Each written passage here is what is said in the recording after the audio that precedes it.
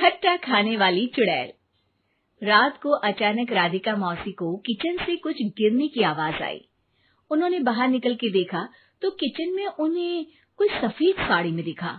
वो चीख पड़ी, हे भगवान, आलतू जलाल तू आई बला को टाल तू, आलतू जलाल तू आई बला को टाल तू। राधिका मौसी को चीखते सुनकर श्रवण बाहर आता है भागते हुए। अरे माँ, क्या हुआ? क्या देख लिया? दादी माँ आ गई क्या सपने में? अरे बेटा, रसोड़े में देख तो कौन है? श्रवण रसोड़े में झांक कर देखता है और उसे कोई नहीं दिखता अंदर। अब रसोड़े में तो कोई नहीं है माँ। कोई सफेद साड़ी में नहीं है क्या? नहीं माँ, कोई भी नहीं है। चिल्लम चिल्ली की आवाज सुनकर काजल भी वहां आ जाती है। अब क्या हो गया माँ जी? अरे बेटा, रसोड़े में एक चुड़ैल थी सफेद साड़ी में। अरे क्या कर रही थी वो अंदर? अरे बताया नहीं, कल आएगी ना तो पूछ लूंगी। चुड़ैल जी, आपका क्या प्लान है?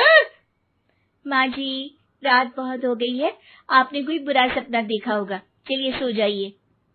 राधिका मौसी सोने तो चली जाती है, पर उनको रात भर नींद ही नहीं आती। वो कुछ भी उलझुल बातें सोचने लगती है। कहीं चुड़ैल की वजह से तो घर में टेंशन नहीं हो रहा, कहीं उसी की वजह से तो वो दादी नहीं बन पा रही। सुबह जब राधिका मौसी रसोड़े में छानबीन करती है तो पाती है कि नींबू का अचार गायब है। चुड़ैल नींबू का अचार ले गई? मुझे तो ठीक नहीं लग रहा कुछ। चुड़ैल को भी पता है कि जिंदगी का असली मजा तो खट्टे में ही है। राधिका मौसी झट से श्रवण को फोन कर देती है। बेटा, मुझे समस्या समझ में आ गई है, हमें एक तांत्रिक की जरूरत है। अरे क्या बोल रही हो माँ, तांत्रिक की क्या जरूरत है? आप पूजा पाठ तो कर ही रही हो ना। आलतू जलालतू मंत्र सारे फालतू जैसे कुछ मंत्र पढ़ो, चली जाएगी अपने आप चुड़ैल। अरे नहीं बेटा, कभी चुड़ैल को कम नहीं समझते। अरे तुझे पता भी नहीं चलेगा कि कभी वो छल करके काजल की जगह घर की बहू खुद बन जाएगी। क्या माँ, कुछ भी बोल रही हो? कहाँ काजल और कहाँ चुड़ैल? वैसे एक बात बताओ, काजल को अगर गाने के लिए बोल देना तो चुड़ैल काजल की आवाज सुनकर घर तो क्या धरती लोग छोड़कर चली जाएगी। तुम ना पढ़े लिखे बच्चे हर चीज को मजाक समझते हो। तुम रहने दो, मैं खुद ही तांत्रिक को बुला लेती हूँ। अच्छा सुन, शाम को इमली लेके आना। क्या है कि चटनी खाए बहुत दिन हो गए है ना? नहीं माँ, इमली तांत्रिक से ही मंगवा लो ना, आटा वगैरह भी उसी से पिसवा लेना। देखो मुझे काम करना है।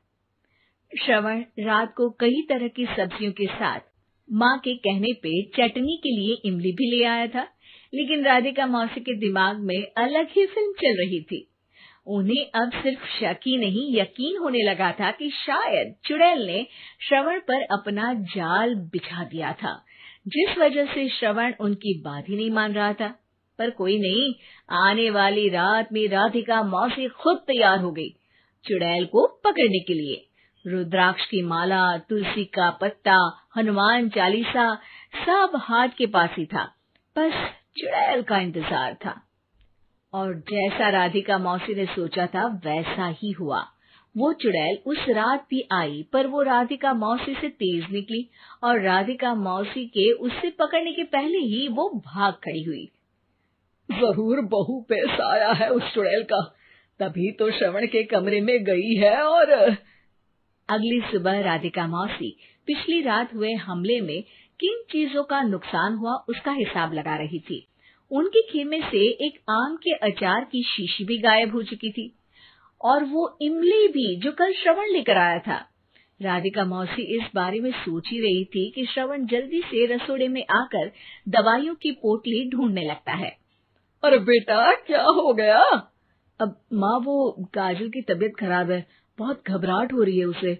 हे भगवान, मैंने पहले ही कहा था कि तांत्रिक को बुला लेते हैं, पर नहीं, अब देखो उस चुड़ैल ने काजल को अपने वश में करना शुरू भी कर दिया है। हालांकि श्रवण भूतों में विश्वास नहीं करता था, पर अब वो भी डर जाता है और राजी हो जाता है एक तांत्रिक को बुलाने के लिए। कुछ ही घंटों में तांत्रिक आ जाते हैं और राधिका मौसी तांत्रिक जी को सब बता देती है। घोर संकट, घनघोर संकट, चुड़ैल को मारू जोर चाकट, ओम भट स्वाहा खटखा के आहा। अरे ये क्या मंत्र है? मेरे खुद के ओरिजिनल मंत्र है, कल रात को ही लिखे हैं, अच्छे लगे तो दाद चाहूंगा। एक और मंत्र सुनो। अर्ज किया है आब्राकडाब्रा, दिल्ली बम्बई आगरा, चंदा मामा सोवरले सुरन मामू जारा। ये मंत्र है? अरे कोई 40 वालीसा पढ़ो ना। वक्त कम है, 40 नहीं पड़ेंगे, 20-25 में काम चलाना पड़ेगा। अलग निरंजन जाके लंदन, मुफ्त का मंजान घिस मेरे नंदन। अरे जल्दी करो तांत्रिक जी, जल्दी करो। तांत्रिक अपने उल झलूल मंत्र पढ़ने लगता है। श्रवण को तांत्रिक पे शक होता है। वो अपने एक डॉक्टर दोस्त को कॉल कर देता है ताकि कोई अनहोनी हो तो इमरजेंसी में चीजें मैनेज हो जाए। तांत्रिक धुनी रमाता है, जिसकी वजह से कमरे में काफी धुआं हो जाता है और जिसकी वजह से बहू की घबराहट बढ़ जाती है। अब भागेगी चुड़ैल। हाँ। बहू खांसते हुए धुएं से बचने के लिए बाहर चली जाती है। अरे भाग रही है, भाग रही है। पीछे पीछे श्रवण भी जाता है।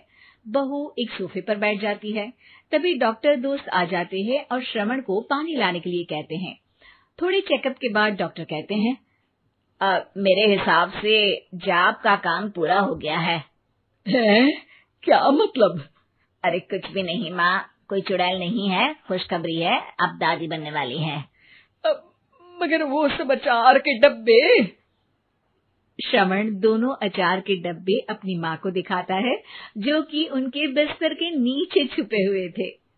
आपने सही बोला था माँ, वो चुड़ैल काजल ही थी जो खट्टा खा रही थी।